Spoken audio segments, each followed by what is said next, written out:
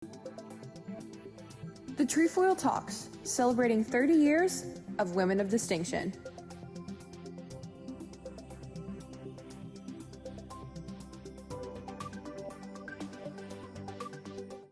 My name is Mary Pat King, and I'm the CEO of Girl Scouts of West Central Florida. Welcome to our Women of Distinction Trefoil Talks, a reimagining of our annual Women of Distinction event that honors its 30-year history. These live panel discussions will feature past Women of Distinction honorees and other notable women in our community. They'll be giving advice for young women who are making decisions about their future, continuing our goal of connecting today's women leaders with the future women leaders we are building at Girl Scouts. We are able to further our mission of building girls of courage, confidence, and character who make the world a better place because of your generosity, which is needed now more than ever.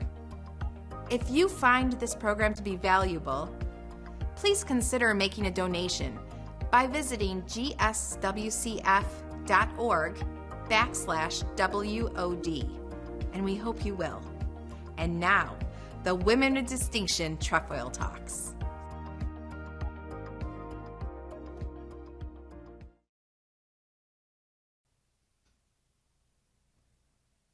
Hello and welcome to all of those joining us for the fourth in a year-long series of Trefoil Talk live broadcast. I'm Yvonne Fry, and I'm excited to be working with my co-host for tonight's event. Lindsay, welcome back. You are so much fun to work with, and I'm always inspired by your wisdom and perspective. Lindsay, tonight we're talking about entrepreneurship.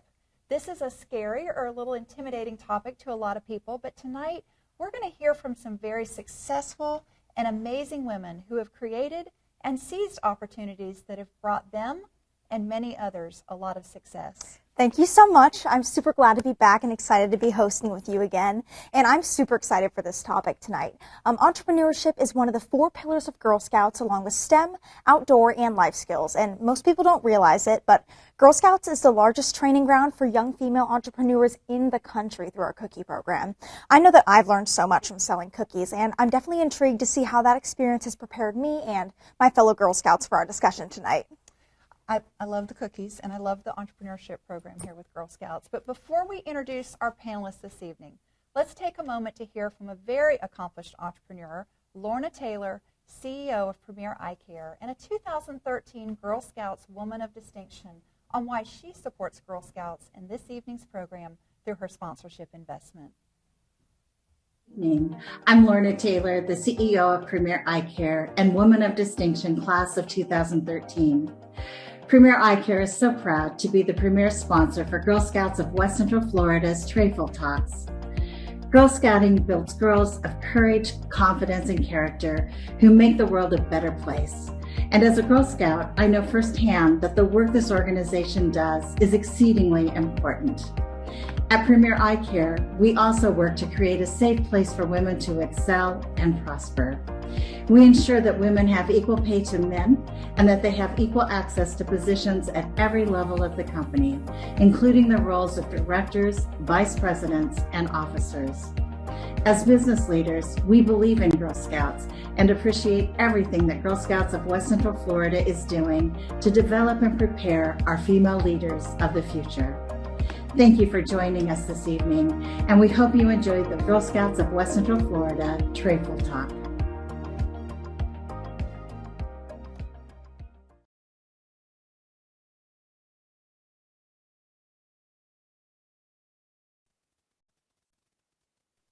We are so thankful for Lorna's leadership and support of women and girls in our community. Lorna is a champion for positive change and for empowering women to their greatest success. As an entrepreneur, Lorna has been a mentor for many women, believing them and supporting them to achieve things they never thought possible. I'm one of those women. Thank you, Lorna. I agree. She is certainly a woman that I look up to, and we appreciate her leadership and sponsorship to help support our programs and the girls. Lindsay, we're all here to support you and all the rest of the Girl Scouts. That's what this series is about and why we are engaging our community with these panels. I want to share tonight a few statistics to get us started with our viewers and set the stage of how women are starting growing, and leading businesses not only in our country but around the world. The first one that I'll share is that women own 31% of small businesses or franchises in the US and in Europe, but they represent 50% of entrepreneurs in Latin America and the Caribbean. In 1972, there were about 400,000 businesses owned by women in the US. And now, 50 years later, I'm really excited to say there are more than 13 million women-owned businesses in America and counting. And one last thing I'd like to share, very exciting, tracking on this, 17% of Black women are in the process of starting or running a new business in the United States. Wow, I did not know a lot of those statistics. It's great to hear some of those upward trends. Super exciting to hear those numbers and just to know that women are impacting the business world in such incredible ways. I feel like I'm even more fired up to hear from these ladies now. Yes, we have some wonderful women to introduce to everyone as we get the conversation with these dynamic entrepreneurs underway. Let's begin by introducing our first panelist, Trimeka Benjamin, President and CEO of Swim Digital Group. It's my pleasure to introduce Amy Martinez-Monfort, founder and CEO of Tampa Laundry Company. And to complete our panel this evening, we welcome Lauren Weiner, CEO and co-founder of WWC Global. Thank you to each of you for investing the time with us tonight. To our viewers, we have a very diverse group of companies and their related industries represented. I know you're going to enjoy learning about our guests, but also the interesting work that they do. Lindsay, I believe you have the first question for them. Thank you, and hello, ladies. We have some great questions for our discussion tonight, but as we mentioned, you're each in very different industries. So we want to start the evening off just by asking you to share a little bit about your company, your industry, and what you actually do. Ms. Benjamin, if you'd like to start us off.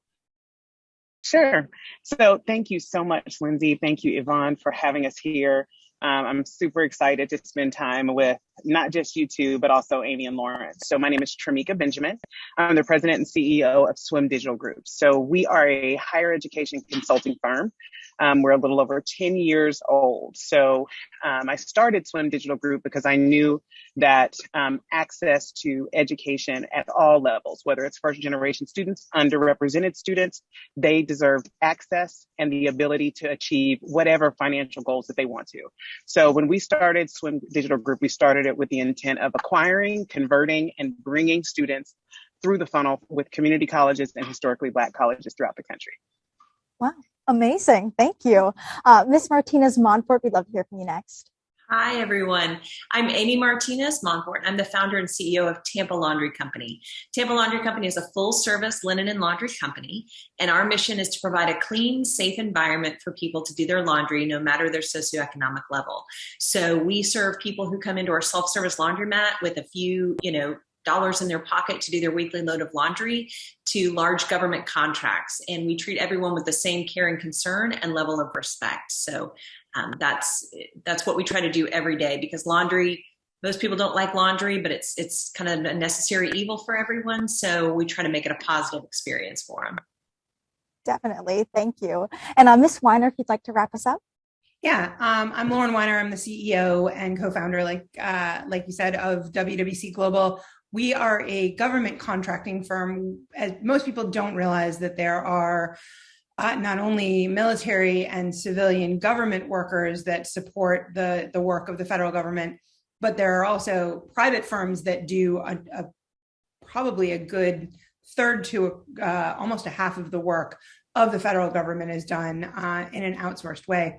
We are one of those companies that manages all of the business side of government, for lack of a better way of saying it. We do all of the financial management. We run programs for the federal government. We just found out yesterday that we are the third largest women-owned business here in the Tampa Bay region. So yeah, we were very excited about that. We went up from, I think, 8th last year to the third largest this year. So we are able to do this work for across really the federal government, for the military, for the Homeland Security Department, for USAID, which does development work, for the Department of State, which does diplomacy work, and a bunch of other civilian agencies. So it's great. Wow. Thank you so much. It's so exciting, Lindsay, to hear about each of these professional journeys and what their jobs require. I'm interested in learning more about what each of you were like as a younger girl. As an entrepreneur also, I know that I've recognized as an adult some clear signs that I can point out from my early years that showed me I was meant to follow the path of an entrepreneur also. One of my biggest traits I realized early on is wanting to take responsibility and determine the outcomes for projects that I'm involved in, a little control freak, so on. Could you share some reflections that would be especially helpful for our Girl Scout viewers to help them understand and really value some of the traits that they have that could lead them to be a successful entrepreneur also? Lauren, would you start out with that one? Sure. So the other day I was over with my daughter at my mother's house, and my mother turned around and said, because I was telling her what to do, you're really bossy. And my daughter jumps in and goes, yeah, Mom, you're really bossy.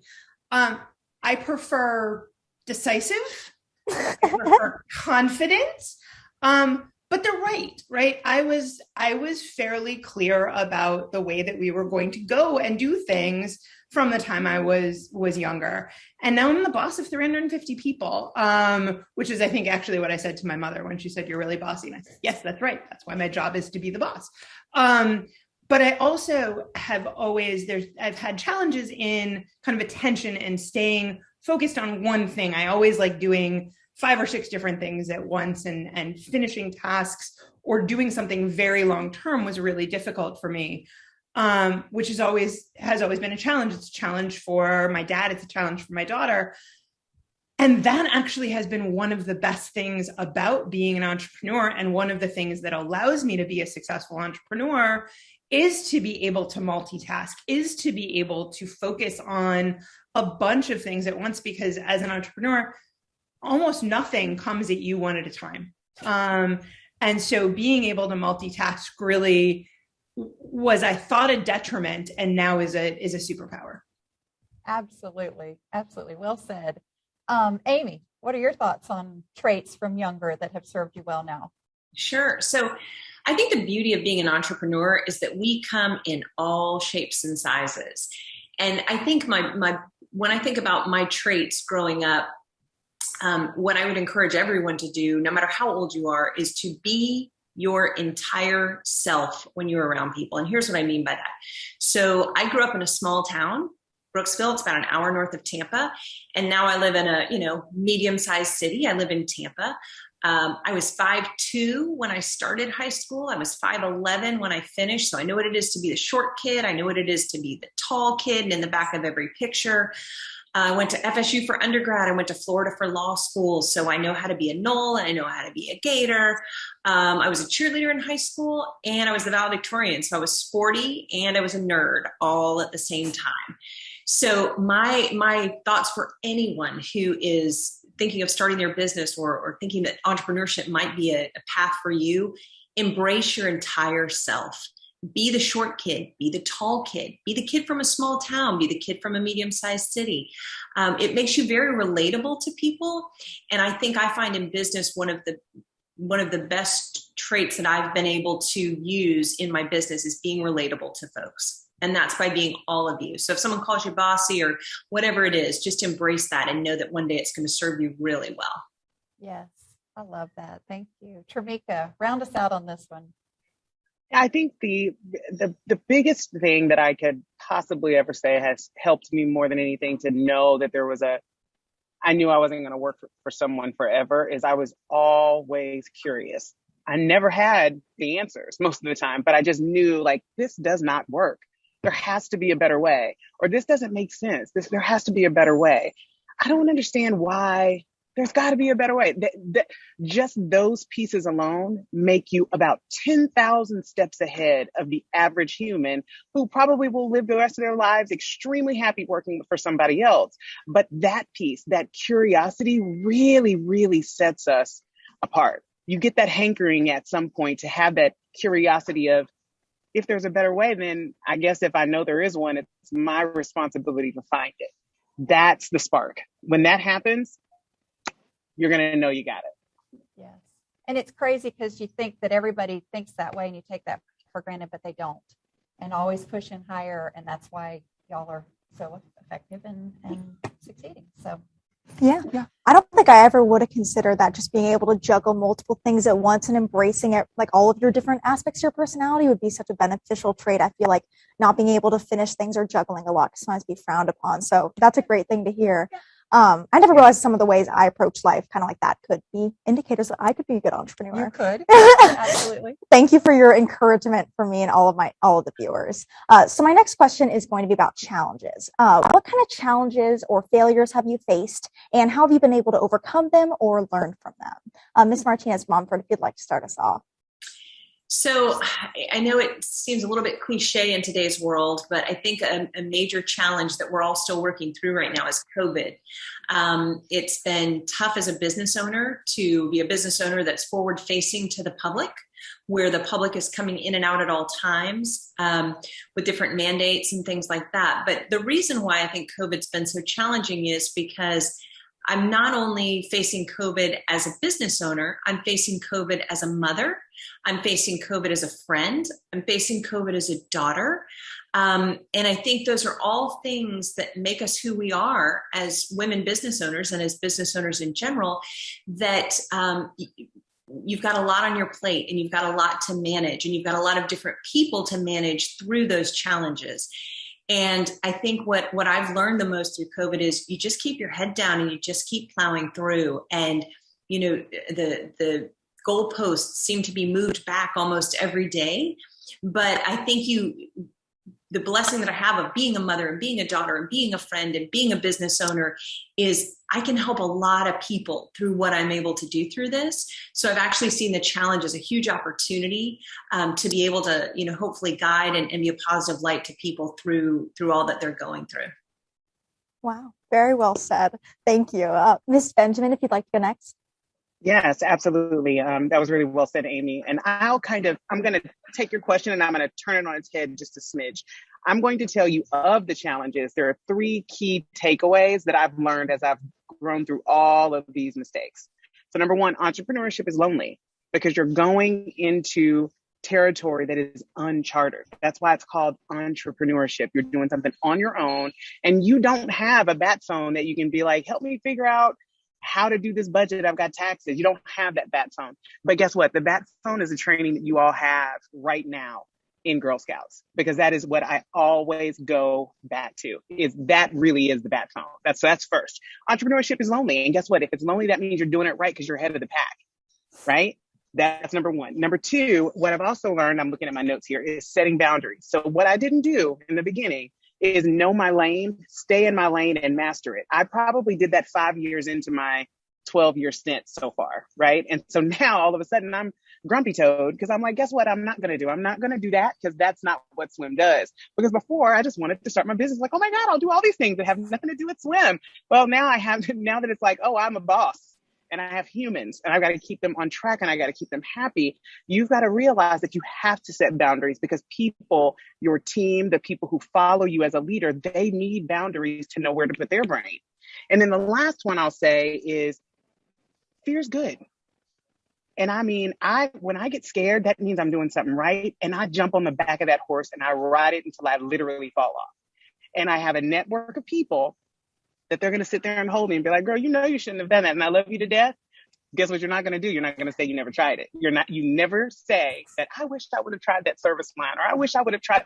Do it. When you're scared, that means 1,000 other people are scared and they thought of it, and you're going to win because you took that one more step out into faith. So those are the 3 things that I would learn from some of the mistakes I've made.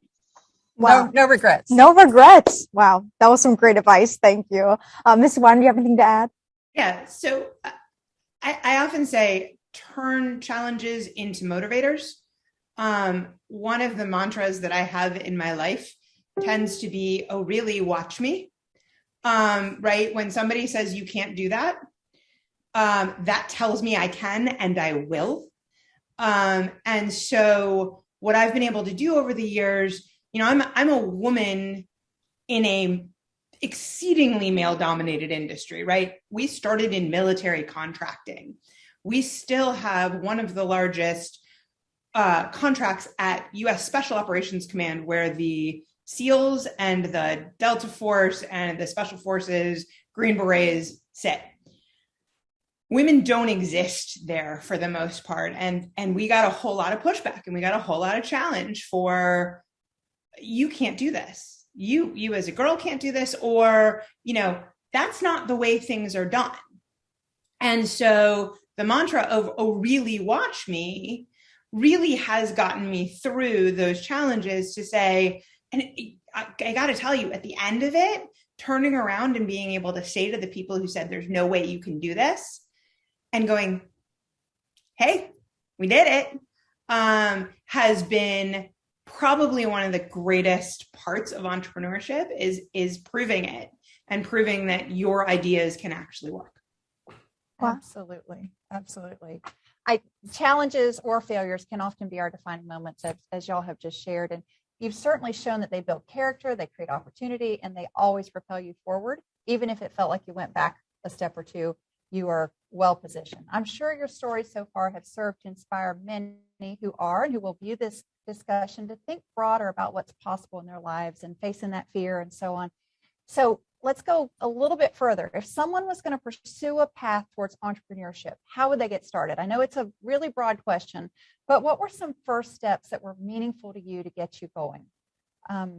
Anything that's concrete that somebody can latch onto. Trimeka, would you start with this one? Yes, absolutely. I'm going to give you some very concrete ones. And guess what? Spoiler alert, they're snoozers. They're very boring. So boring. Number one, do something you don't mind doing for free for a little while. Because at the very beginning, you're going to hit days that you're going to, anybody who, they must have an amazing trust fund to be able to start a brand new massive business and not worry about getting paid, right? So I'm giving you the advice of number one, do something that you would love to do for free, even if it's just a little while. Now, I'm not telling you to, ride it out for years and months. That's not what I'm saying, but I'm saying in the beginning. But when I'm giving you that context, the next piece is this. This is the boring part. Immediately surround yourself around a network of people that can advise you to your next goal. So let's say you're starting this business and you want to own, a food truck. Find someone who's already had a food truck for 5 to 10 years to say how they can remember how they started. How did you set up your banking structure? How did you set up your legal infrastructure? How did you hire and keep people? Those are not sexy. Those aren't the beautiful presentations. Those aren't the things that, most people want to hear, but those are the things that make you win. That's what you do first. Amen. Not sexy, but concrete things that somebody can take a hold of and realize that those are the essential building blocks for sure. Amy, how would you build on that? So I know that we have women of all ages, girls through women on this call, but I would ask you to hearken back to when you did cookie sales or something like that. What was it that you really liked about cookie sales? Were you the person who stood out in front of Publix and was asking everybody that came by if they wanted to buy a cookie? Or were you the one that was just like, no, I'm going to stack these up here and make sure we have plenty of inventory? Or were you the person who was making a spreadsheet or writing down, okay, we've sold this many and we made this many dollars per box that we sold, and now we have to sell 10 more. Where do you fit in that? And how that translates is, do you like to manage people? Do you like sales and marketing? Do you like accounting? What is it about business that you like? Because it's interesting. People will say to me, laundry, why laundry? That's, it's boring. It's this, it's that. I didn't come out thinking I wanted to own a laundromat. It wasn't in the cards at all. But what I loved about it was the ability to manage people, the ability to make a difference in people's lives, who otherwise, sometimes people forget people that go to laundromats because they think, oh, well, they don't need much. They just go to a laundromat. Everyone needs to be treated with the same dignity. So think about things you like doing, but really dig into what about that you like, which piece of it is. Wonderful advice. Thank you. And Lauren, would you finish us out on this one? Sure. I've thought about this because we didn't set out to be entrepreneurs, right? I was never intending to be an entrepreneur when we started this. There was an opportunity that presented itself.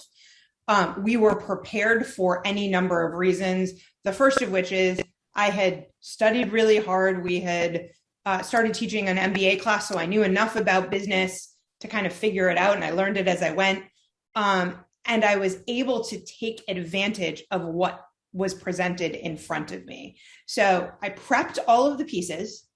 I knew what I knew, and I did really well in the jobs that I had before. And I looked around and I said, okay, what else is out there? And then once this opportunity presented itself and we were able to kind of do it, the other thing that I did is surround myself, I think as Trimeka just said, with the people around me that knew it better.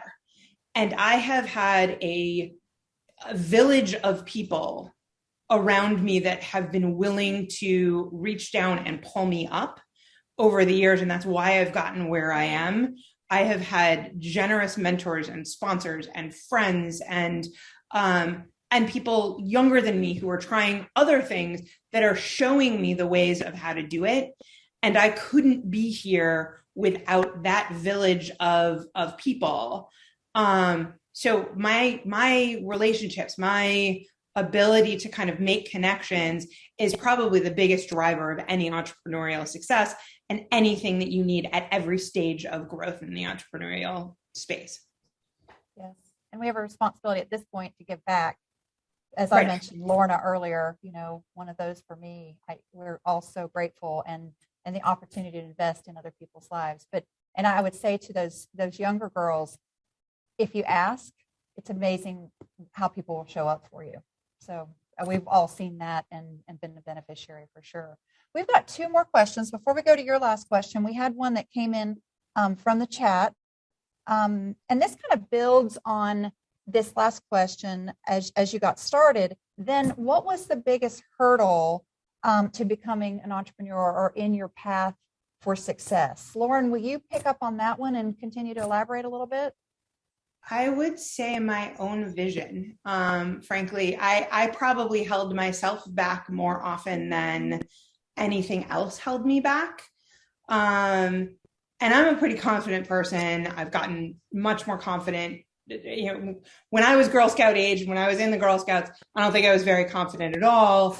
Had my imposter syndrome moments through graduate school, through my first job.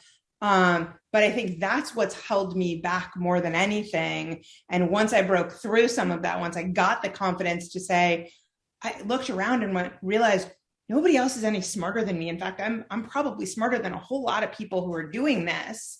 And nobody knows what they're doing. And nobody understands any better than I do. Why not me? Right. That's what kind of pushed me forward. So I think we all do. And I think we as women and we as girls do this a lot, but we hold ourselves back.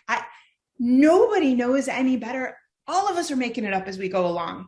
Every day, every minute of every day, I'm making it up as I go along. And that's okay. And that's what all of us are doing. So if you recognize that, you can go a lot further. Absolutely. And you got to be brave. Yes. Yes. So I love that. And I'm sure you're over here going, what?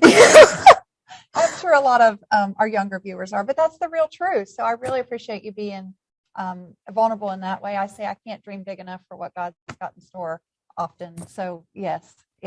Trimeka, what were some of the hurdles for you becoming and through your success that you found as an entrepreneur?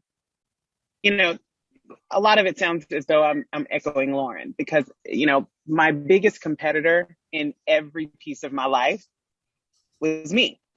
I have actually one of your Women of Distinction honorees, Dr. Tanja Williams. I call her as counsel and advocate.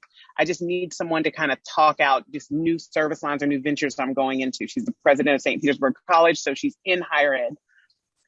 And there are times where we get these complex discussions and I'm like, how am I going to tackle that? And she'll look at me like, why do you continually talk yourself out of doing things? Mm-hmm. You are the first one to the table that identified it was a problem. Why do you keep waiting for somebody else to solve it? They would have if they knew how. You're closer, to your point, than everyone else is if you do it now. So I want to say that. Number 2, what I will say, and then I'll be done, is this. I remember thinking to myself, the only thing I knew when I was a kid at Bethune-Cookman University, I remember that I was going to be a news reporter. And then I raised my hand and I said, hey, hi, how much do you all make? And the person said, if I work really hard, I'll make $65,000 before I retire. And I said, oh, I need to go to the advisor's office. Wrong career choice. Sir, I don't want to be a reporter. I want to own the station. And he said, oh, ma'am, we're going to take you over to the business building.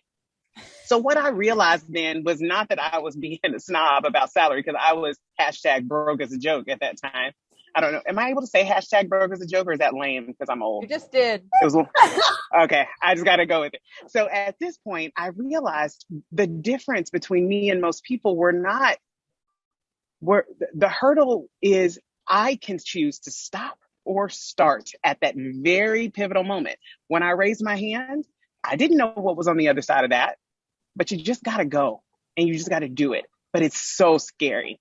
And I just hope you understand, for anybody who's listening, fear is normal as an entrepreneur daily. It means you're doing something right. Yes, indeed. Yes, indeed. Amy, hurdles for you. I think I'm going to piggyback off what Trimeka was saying, because I didn't realize you were also in broadcasting. So my degree from Florida State was media performance communication, and I wanted to be a television anchor woman until I was interning at TV stations, and they were making next to nothing. They also worked at the Gap. They worked at the radio station, and they didn't get any sleep. And I thought, I'm going to be in Punxsutawney, Pennsylvania, covering the Groundhog Show if I'm lucky. And it just wasn't for me.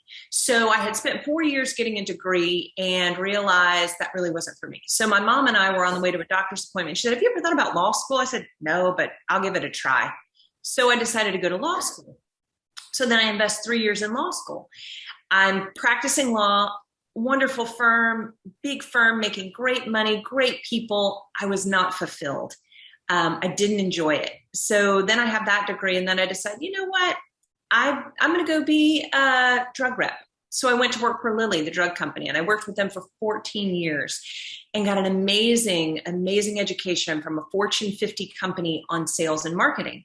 And then I said, I always wanted to own my own business. So I decided to open Tampa Laundry Company. So, when you talk about hurdles, one thing that I always like to tell people is, in all of that, I never took a step back. Never once. I may have stepped to the side or I stepped ahead, but I never stepped back. And I get all the time, well, I can't believe you're wasting your law degree. I can't believe, and I said, I don't waste my law degree. I use it every single day. So my piece of advice for everyone would be, again, kind of my mantra is, be your entire self. Go back to all those things. You're not taking a step back. Because you decide to make a different decision or go in a different direction, doesn't mean you're going back. It means you're either going forward or you might be going to the side to learn another skill. Wow, that is such an amazing message. I know, especially as me and a lot of other younger Girl Scouts kind of being at a crossroad in life, I think that's some great advice for everybody to hear who's listening. And then we just have one last question to close us off tonight. On behalf of all the young women who are tuning in, what is some advice that you would give your younger self that you think we could all learn from? I've shared a lot of advice tonight, but I think we've probably got at least one more jewel in there. One more piece left. Miss Weiner, if you'd like to start us off. Oh boy, I knew I was going to have to start this one. I look at, I've got a 13-year-old daughter, and I kind of coalescing all of the advice that we've talked through today. And I'll use Amy's advice as kind of the underpinnings of it, is be yourself. Don't apologize for who you are. Don't try to be someone you're not. Who you are is remarkable, and it's the only person that is that. And so, particularly, again, with a 13-year-old who's trying very hard to fit in, because being 13 is really, really hard sometimes, recognizing that, her friend over here is a great kid, and this kid over here is a great kid, but she's different. She's the sporty one. She's not the, fashionista, and that's okay. And there's ways of being yourself, and own that yourself, because that's the best thing you can be. Wow. Thank you. Ms. Martinez-Monfort, what would your piece of advice be? We have a mantra in my house, and it is different doesn't mean wrong. It just means different. And I think that a lot of people of all ages, in all ranks, whether you're a business owner or whatever you are, I think we could all really gain a lot if we treated others with that same sense of grace. and know that if someone is different from us, if someone has a different opinion than we do, if someone is going about something a different way, it doesn't mean that it's wrong. It just means that it's different. So hopefully that's something that people can take away from tonight. I love that. Yeah, definitely going to take that one with me for sure. And Miss Benjamin, if you'd like to close us out. Yes. So I have something that I keep inside of my laptop case. I keep it everywhere just to remind myself. And so I would say, young Trimeka, a dream written down with a date is a goal. A goal broken down into steps is a plan. And a plan backed by action makes dreams come true. Drop the mic. There she goes. Yeah. Yeah. Oh, we're here in the studio audience. They're asking, would you say that one more time? I said you dropped the mic. Everybody should, but one more time. I'm picking it up. I'm picking up the mic now. Here we go. Okay.